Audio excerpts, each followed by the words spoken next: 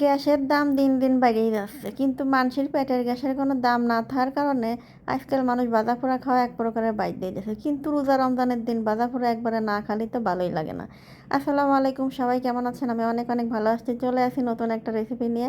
যে রেসিপিটা ভাজা পোড়া বটে, কিন্তু খুবই সামান্য তেলে এবং খুব স্বাস্থ্যকর একটি খাবার। আর তার জন্য মুরগির বুকের মাংস নিয়ে নিয়েছি, দিয়ে দিলাম একটু হলুদের গুঁড়ো, সদের গুঁড়ো, একটুখানি জিরের গুঁড়ো, লবণ, সামান্য পরিমাণে আদা বা রসুন বাটা দিয়ে দিলাম, একটু আদা বাটা, সামান্য একটু কাঁচামরিচ বাটা দিয়ে দেবো, খানিকটা সয়া সস, আর দিয়ে দেবো এর ভিতরে হচ্ছে যে কয়টা গোলমরিচ গুঁড়ো করে দিয়ে দিলাম। তাই সাদা আগের থেকে কিন্তু আলু কাটা সিদ্ধ করে রেখে দিছি। আর এটা কিন্তু সুন্দর করে যে মুরগির মাংসটা মাখা নিয়ে এর ভিতরে দিয়ে দেবো সামান্য একটু দান তেল। তো তেল দিয়ে তারপরে ভালো করে খানিক মাহাটা, সামান্য একটু পানি লাগবে সিদ্ধ হওয়ার জন্য। ব্রয়লার মুরগির মাংস বগলের ভাপে সিদ্ধ হয়ে যায়, তারপরেও একটু ফোঁটা পানি দিয়ে একটু সিদ্ধ করে নেবো। যাই হোক, বগলের বাপের কথা করলাম, আবার কিছু মনে করেন না, মানে অল্প আঁচে সিদ্ধ হয়ে যায় সেটার জন্য আর কি করলাম। তখন ভালো করে একটু সিদ্ধ করে নিয়ে তারপরে মানে পানি দিয়ে বসা দিলাম, সিদ্ধ হতে থাক। এদিকে আলুটা কিন্তু গরম থাকতে থাকতে, মানে উমা উমা গরম থাকতে থাকতে ভালো করে ভর্তা করে নেওয়া লাগবে। কারণ এর ভিতরে কিন্তু আলু কি ঠান্ডা হয়ে গেলে ভিতরে যে দানা দানা থেকে যায়, ভালো করে মিহিয়ে আবার চায় না। ভালো করে আস্রা আস্রা আস্রা আস্রা যার জন্যে, মানে আপনার তার জন্যে আপনার মনের ভিতরে রাগ কুটমিট করতেছে, তার কথা মনে করে ভালো করে আস্রাবেন।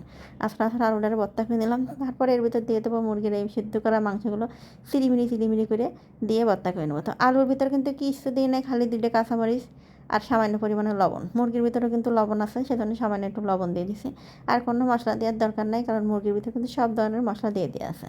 তো এখানে মুরগির মাংসখানটি সুন্দর করে দিয়ে ভালো করে মাখানো। মাখিয়ে দিয়ে এমন আছে এটা দিয়ে কিন্তু ভাত খাওয়া যাবে। কিন্তু এটা তো আর ভাত খাবো না, এটা দিয়ে একটা চপ বানাবো। আর এই চপটা কিন্তু খুবই স্বাস্থ্যকর।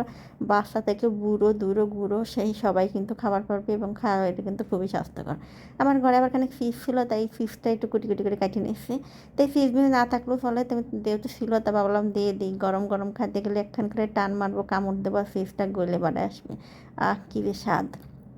তো ফিসটা কাটিয়ে নিলাম ছোটো ছোটো টুকরো করে, আর সাথে দিয়ে দেবো ডিম।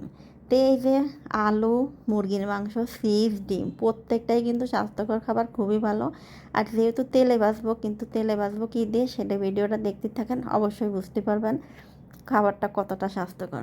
তো এই যে ডিমটা কিন্তু আমি 4 টুকরো না করে 6 টুকরো করতেছি। 4 টুকরো করলে পরে একটু বড় হয়, যাতে চপের আকারটা একটু বড় হয়ে যায়। তো আমি চপটা হচ্ছে চিকন চিকন করে করবো, একবারে রাজবাড়ির চমচমের মতো। শঙ্করের চমচম যারা রাজবাড়ি থাকেন তারা তো দেখছেন, ঠিক চমচমের মতন এরকম চিকন চিকন করে করবো। তার জন্য এই যে সুন্দর করে চিকন করে নিছি। গায়ের উপরে মানে এমনভাবে লেয়ারটা দিচ্ছি যে বেশি বক বক করবি না, সুন্দরভাবে উপরে একটা পাতলা আবরণ, ভিতরে ডিম, চিজ। কী যে স্বাদ হবে দেখেই বুঝতে পারছেন। অবশ্যই একবার হলো এই রেসিপিটা বানায় খেয়ে দেখবেন।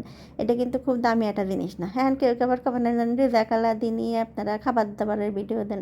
আরে ভাই, রোজাকালা দিনে এই রেসিপিগুলো না দিলে পরে আপনারা খাবেন কবে? এই যে সুন্দর সুন্দর যে রেসিপিগুলো দিচ্ছি, আর একটু খুব সস্তা রেসিপি।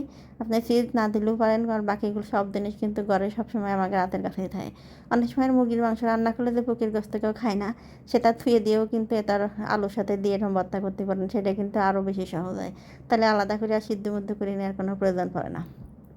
এখন এই যে মুড়ি কাটা সুন্দর করে হুগলির ভিতরে দিয়ে, কাঠের একটা হুগলির ভিতর দিয়ে ফাটাটিন ফুটোটিন গান্দ্রাটিন কাটাটিন করে করে তারপরে সুন্দর করে এটা একটু গুঁতো গুঁতো গুঁতো গুঁতো গুঁড়ো করে নেবো। তো এই যে উরুমটা গুঁড়ো করে দেওয়ার কারণ হচ্ছে কি, এটা কিন্তু তেল কম থসে, মানে তেল একদমই এর সাথে থাকে না। তার মানে তো গ্যাস্ট্রিক হওয়ার কোনো সম্ভাবনাই নেই, যেহেতু তেল থাকে না।